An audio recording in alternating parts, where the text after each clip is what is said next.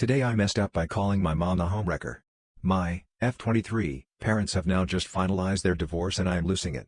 For a bit background, my parents are Asian and had an arranged marriage when my mom was only 18. She had me when she was 19. After the wedding, turns out my mother had an affair with her high school sweetheart and then blamed it on my father and me and her family for ruining her life, as claimed it was more of a forced marriage. She then fell pregnant and had hoped it was her AP's child, but no, I am my father's. She then did a 180 and became a devoted wife and mother who cooked and cleaned.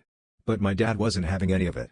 He made it clear to her that they will from then only be married on paper, and that too only for the sake of the child.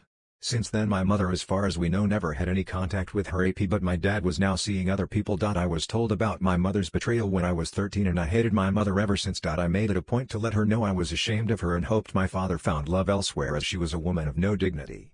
I refused to be disciplined by her and eventually my brother kind of started following my footsteps. After my little brother was born, my father got a vasectomy to assure us that there will be no half-sibling, but he wants casual relationships. Me and my brother have met up with multiple of his partners if they manage to reach a certain time length, but none so far have been long-term serious ones. My mother was quiet in all of this. It only made me angrier. This year, after my brother turned 18 and was ready to go to university, my mother announced she will be filing for a divorce. We live in England and have a no-contest divorce, so she doesn't need any grounds for it. She can simply file, and the only process that requires footwork is asset mediation. We were all blindsided by this, as for 23 years she had never shown an ounce of extreme emotions. During divorce mediation, my dad was quite distraught and my brother was anxious, and I was just confused how it's all happening overnight. During a mediation meeting, I lost it and called her the homewrecker who ruined this family, is once again ripping it apart. She was calm and just said, even people charged with manslaughter have served less than her and she's now done. She said she doesn't feel any ounce of guilt or love for any of us and simple doesn't care to be in our lives anymore. She left with only her premarital assets and nothing more. The house now suddenly feel empty even though we ignored her all those years. I don't know what I am feeling and how to process this. Today I messed up trying to feed and change my 7-month-old daughter at the same time. In my lap. On my mom's couch, at midnight. Tonight instead of today, as this just happened like 30 minutes ago. She starts stirring from sleep, so I get the bottle wipes and nappy ready on the couch, and grab her and begin feeding her. She's basically still asleep while eating, so I get the brilliant idea, I could probably change her in my lap right now while feeding so she doesn't wake up the rest of the house. She does not enjoy being changed middle of the night, and we are staying at my mom's house for Labor Day weekend, so keeping everyone asleep was ideal. I did the sniff test before I started feeding, so that's why I knew I could do this no problem. Just a yellow diaper. So I have the bottle propped on the side of chin while I get the new nappy under her and take the old one off. So far so good. As soon as I get the used nappy off, it starts. A yellow and green mudslide. Not even a mudslide. It's like the vomit scene from The Exorcist, but it's baby mess from her butt. And it's not stopping. To her credit, she didn't cry at all. It was me screaming, oh god. Oh fuck. No, stop. How do you have so much? I'll save the rest of the details. But yeah, tonight I fucked up thinking I could not wake up everyone in the house by changing my daughter's nappy in my lap while feeding her. She made damn sure that wasn't the plan, as I'm sitting here trying to save my mother's couch. Not happening. Thankfully my sweet mother was laughing uncontrollably instead of being mad. Today I messed up by underestimating hot chicken. On Friday night, my wife and I went to a new Thai restaurant in our area. I got some khao swa and had a choice between medium and hot spiciness. I've really been on a spicy food kick lately. But I know that as a white dude, what I think is spicy probably doesn't even come close to spicy for other cultures, so I picked the medium. It was absolutely delicious, but not even a little bit spicy. Fast forward to Saturday, and we decide to try a new hot chicken restaurant for lunch. They have levels of spice, so trying to be a little brave I go for hot, which was level 3/5. Huge mistake. First few bites go okay, but I can feel the heat building on my lips and tongue. Water does nothing. I start sweating from my scalp. Flavor is incredible. But this shit is fucking hot. I make it through my tenders though and sweat the whole car ride home. After about 4 hours, my stomach still feels hot, but I have to go on my run.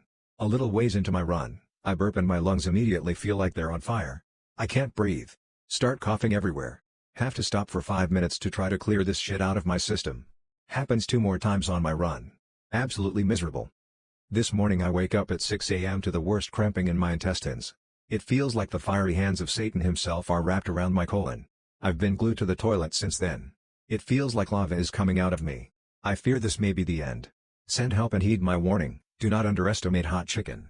It will destroy you with no remorse. Today I messed up by refusing a girl's invite to make fudge with her. This was last December in my graduate program. I, 23 am, Had become pretty good friends with a woman in the same program, we'll call her Laura. We studied together, always enjoyed poking fun at the more obnoxious students in our classes, plus she was super pretty. A few weeks before the end of the fall semester, Laura asked me if I had any plans over the weekend and whether I wanted to come by her place to make fudge. I, of course, assumed this was innuendo for sexy times of the backdoor variety, and I'm not really into that. And I was pretty nervous, to boot. So I told her I'd be busy playing the new Nintendo game. It was a lame excuse, and she looked very disappointed. The following weekend was the department's student Christmas party. That's where I realized my mistake. Everyone was saying things like, "Have you tried Laura's fudge? And that's some fucking dope fudge, Laura." It turns out she really had just wanted me to help her make fudge, and she was damn good at it. Today I messed up, 10 years later, by hanging an eye hook for sexy time above my bed. Got a divorce around middle age. I have kids and get a week on week off custody. Decide almost immediately that I'm going to insert an eye hook above my bed so I can truss up future girlfriends for kinky sex, spread my wild oats etc. Big strong welded eye bolt right into stud. You could repel from it, it was that strong. Kids aren't allowed into my bedroom and I ended up using it successfully on my next 2 girlfriends. Life is good. A year or so later, my 5-year-old kid gets sick on my watch. She's lying in bed watching my TV, only one in the house. I struggled a bit after the divorce, and noticed the hook. Asks what it's for. I can't say plants because I don't own any, so I blurt out it's for a sky chair. Her eyes get wide and she's super excited to sit and swing while sick, in sky chair while hanging a few inches over the bed. So, being a good dad, I get the hanging chair from outside and make some adjustments and kiddo is over the moon. She's so happy, that every time she comes over she wants to watch TV in the sky chair. I put a carabiner on it and after a few years she can hook it up herself.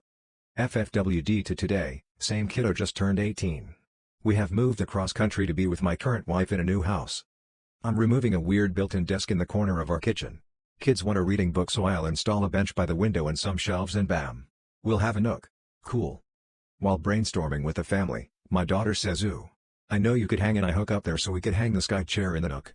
You know, an eye hook like you had right above your bed at the old house." New wife looks at me with a very concerned and confused face. I now have some explaining to do as I get the stud finder for the new hook.